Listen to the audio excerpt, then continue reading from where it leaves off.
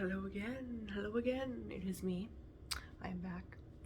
And just sitting in my living room. Probably at the worst angle, but last time I kept blinding everybody. So that is why I'm out of the frame of the light. But I've got my table here with my plants and my rebounder over there, which just makes everything look so awkward. I do have my rebounder in my living room. I live such an unconventional life. Such a weird, I'm so quirky. It's actually funny. I was just I made a TikTok about this like a couple days ago about like, I just live such an unconventional life. Exhibit B as to why I live an unconventional life. The first reason, which is what I made the TikTok about, is the fact that I tried doing one of those survey apps because Amy Jackson was talking about them. If you don't know Amy Jackson, she's really big on Facebook. She does do TikTok. She just made a video saying that she made like $30,000 to $50,000 a month doing social media. Well, specifically TikTok. Crazy. But she was like telling everybody about survey apps and how they really do work. You just have to find the right ones, and yeah. And I was like hopping on the train. I was like, sure. And you have to do like pre-surveys to do the survey app. And I was filling out the pre-surveys as accurately as I possibly can. And then it was like, sorry girl, we have nothing for you. Like, we have no surveys for you. I'm like, oh. But the questions, in all fairness, did not fit me at all. I don't fit in a niche, I guess. I just don't fit in a niche, in a box. I am my own person. Sometimes to my own disadvantage, like this. Yeah, because I wanted to make money, extra money, you know. And the questions were like, well, how much do you make a year?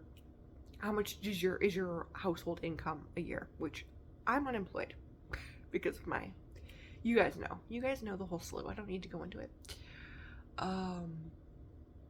And my mom this tax season, so last year, brought home almost 14,000 for the whole year. So woo woo.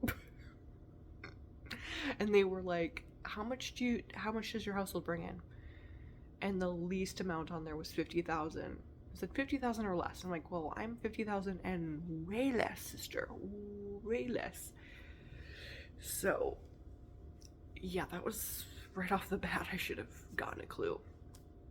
And then the fact that I don't have a car definitely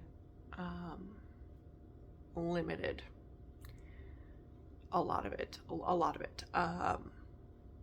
because it was like right when I would like be accepted for one of the surveys, it was like, okay, can you go to the store and like look to see if it has this product? You don't have to buy it, but just like look to see if they have it. I'm like, I can't get there. If I were to get there, it would cost me $40 and you would only pay me what, 15? Like, it doesn't make sense. So that was that. Exhibit B, I have a rebounder in my living room. I didn't have the space for it. I got the biggest size of rebounder so I would feel comfortable. I'm well under the weight limit for even the smaller rebounder, but I just wanted to make sure, like, this is the thing, is like, I like to live in this mindset. This is like my new mindset. Newish mindset. I want to buy things that I know I'm going to use for its entire shelf life, for its entire life, or that I would feel comfortable gifting to somebody, or giving, if I were to give it to the like a Goodwill or something in the future for whatever reason, that I would feel like this is the best thing and I'd feel good about it. And so with that being said, I also was a little bit skeptical about getting a smaller rebounder because I was like, well, I've never used a rebounder. I don't know if I'm going to feel like super awkward or like uncomfortable jumping, as though I'm going to like jump off. I don't know. I didn't know if I would feel uncomfortable. And turns out it's really easy, and I probably could have gotten a smaller size, but it makes me so happy that I got a bigger one because I'm like, not just for my sake, but like, even if I like in the future had a friend that wanted to use a rebounder and I wanted to like let them use it or have it, I don't know what that person's struggle is going to be. Maybe they're going to have a lot of the same fears that I had. And there we go. So I'm very glad that I got the bigger one, but it was funny because my first thought was I'm going to buy a big rebounder for my health. And that's where the thinking ended. And I got it. And then I brought it in and I was like, where am I going to put this? But there's always room. There's always room. There's always room in here. That's my motto. There's always a place you could put it. Don't even worry about it. So yeah, I got it. And yeah, it's actually kind of weird to think about because when I first moved into this apartment, I had so little items. All of our items fit, well, before we even moved into this town, all of our items, we just moved out of mold toxicity, so all of our items were able to fit into our neighbor's closet.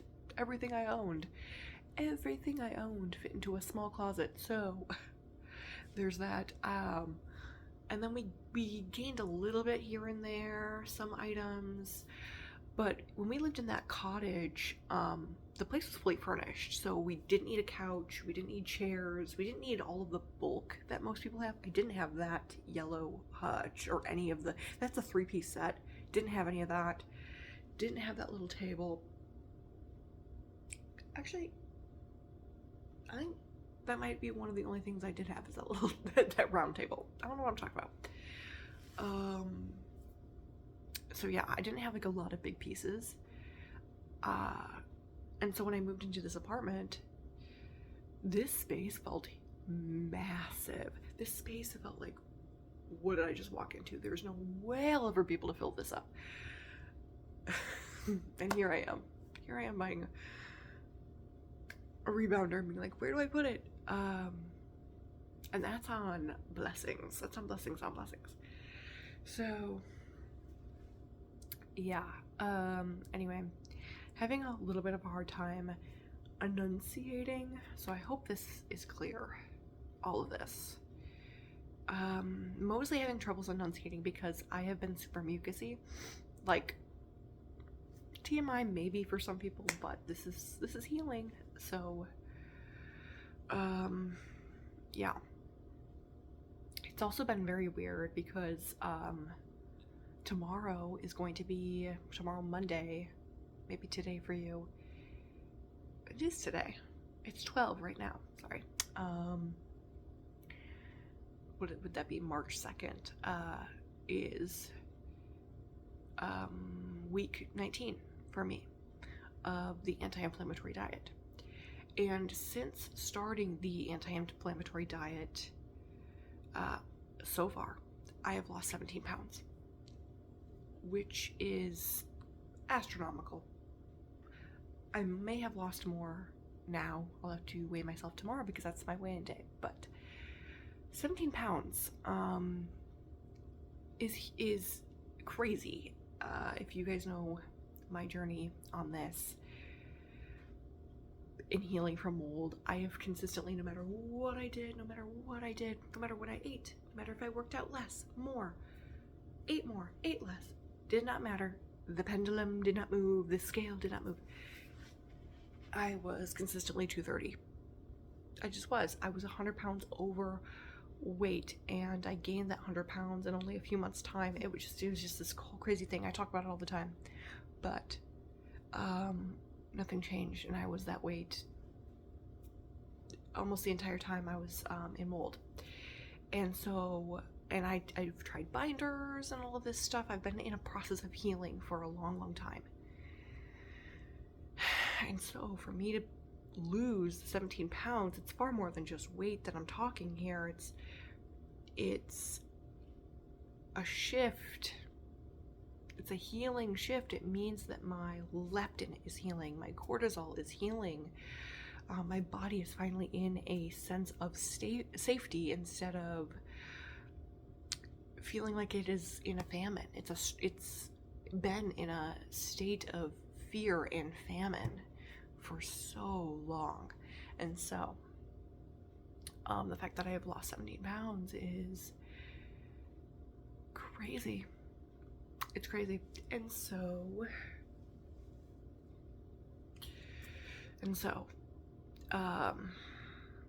when I look at myself sometimes in these videos, I'm like, is that me? Or when I look at myself in the mirror, it's like, I think I see a change. Do I see a change? You know, and sometimes I'll take a photo of myself and I'm like, that looks like a different person. You know, sometimes I'm like, whoa, who's that? But at the same time, it's so weird because I also, when I look in the mirror more consistently recently, I've been seeing myself, me, which is huge because almost this entire time, especially since I gained the weight so fast, and it was all due to the inflammation from the mold, there was a long period of time where I was too afraid to look in the mirror. And in fact, there was a period of time where I didn't look in the mirror for a whole year, and I made a video about that. What was it, like a couple years ago on here?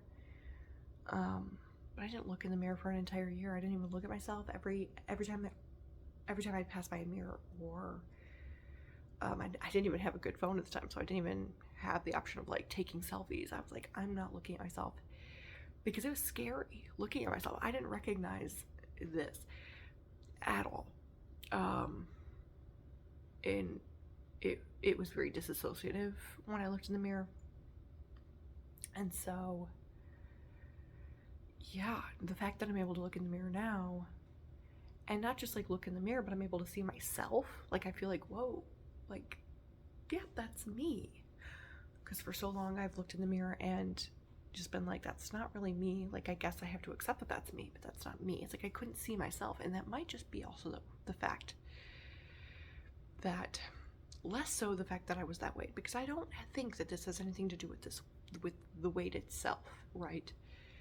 I think if I had gained 100 pounds naturally by eating and living a certain lifestyle, I think I still would have seen myself. But I think it's the fact that it happened so quickly and my face was full of inflammation. My face wasn't full of natural fat. It was full of inflammation and unnatural fat cells that were corrupted by mold. And so it was like I was looking at myself, but I was looking at like a mask. And that's how it felt. And now that I'm able to see myself, it feels like that mask is like disappearing. And that's really, really cool. Just a second.